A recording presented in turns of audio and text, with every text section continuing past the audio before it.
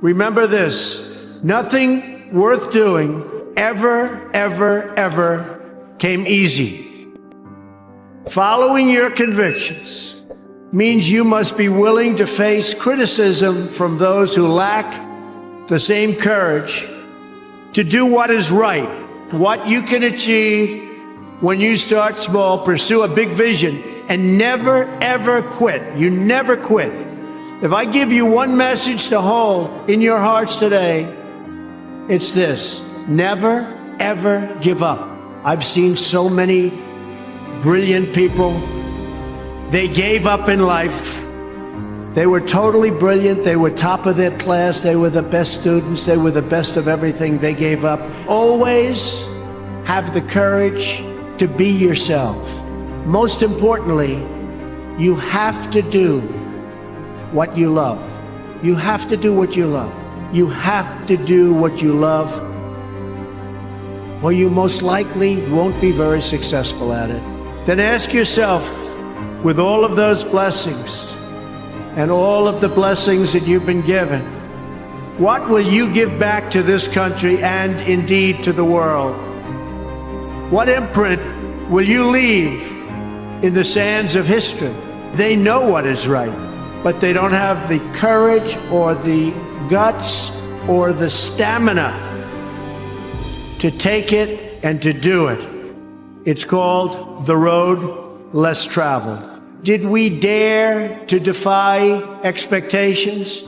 Did we challenge accepted wisdom and take on established systems? Did we just go along with convention, swim downstream so easily with the current, and just give in because it was the easy way, it was the traditional way, or it was the accepted way? No doubt many people told him his vision wasn't possible, and I am sure they continued to say that so long after he started at the beginning with just 154 students.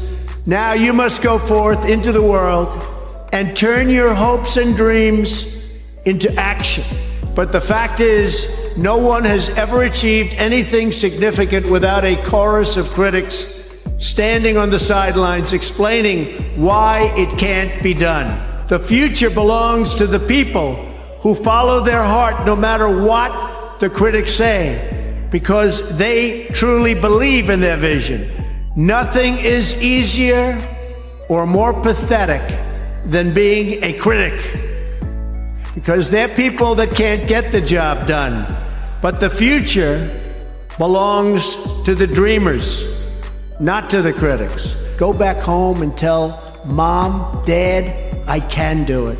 I can do it. I will do it. You're going to be successful. There'll be times in your life you'll want to quit. You'll want to go home. You'll want to go home perhaps to that wonderful mother that's sitting back there watching you and say, Mom, I can't do it. I can't do it. Just never quit. Never stop fighting for what you believe in and for the people who care about you. Carry yourself with dignity and pride. Demand the best from yourself and be totally unafraid to challenge entrenched interests and failed power structures. I've seen others who really didn't have that talent or that ability, and they're among the most successful people today in the world because they never quit and they never gave up. The more people tell you it's not possible, that it can't be done, the more you should be absolutely determined to prove them wrong. Treat the word impossible as nothing more than motivation. Relish the opportunity to be an outsider. The more that a broken system tells you that you're wrong, the more certain you should be that you must keep pushing ahead. You must keep pushing forward. Being an outsider is fine. Embrace the label, because it's the outsiders who change the world and who make a real and lasting difference. I've seen so many people, they're forced through lots of reasons, sometimes including family, to go down a path that they don't want to go down, to go down a path that leads them to something that they don't love, that they don't enjoy. You've got to love what you do. And I've seen so many instances where people with great talent went into things that they didn't love and they failed. Sometimes in life, to be successful, oftentimes, most of the time, you have to follow your instincts. You have to follow your gut. You have to. Your parents may say wrong, your whoever may say wrong, but you have to do it. I would always say to people, and I'd see people, and I'd say, you gotta love what you do. Because if you love what you do, you work harder, but it's not work. I've seen people that almost made it and failed because they couldn't go that extra mile.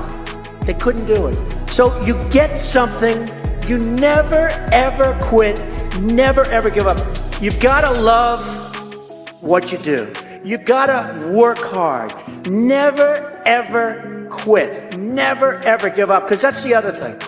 I've seen people that are super genius, but they don't have that gut feeling. People that can handle pressure can be entrepreneurs, can be successful. Now, I have some friends that are really, really smart, but they can't handle pressure.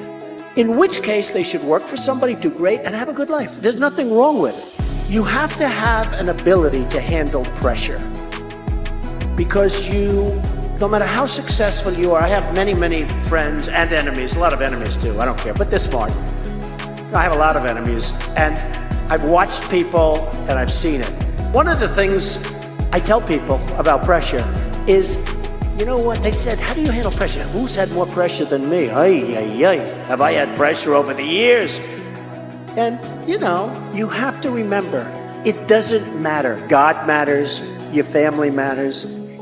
It doesn't matter. And if you say it, I have some people, they say, I've got to be successful. They'll never be successful. It's too crazy. You've got to be able to sort of say to yourself, nothing matters that much other than the real big deals with family, with your faith. Always have passion. You've got to have passion for your family, for your life, for your church, for whatever it is. You've got to have that passion. You've got to just love it. To be a winner, and you're all winners, you've got to think like a winner, and you are just thinking like a lot of beautiful winners. I do believe that people are lucky, and some people are luckier than others. I do believe that. But there's also an expression, the harder you work, the luckier you get.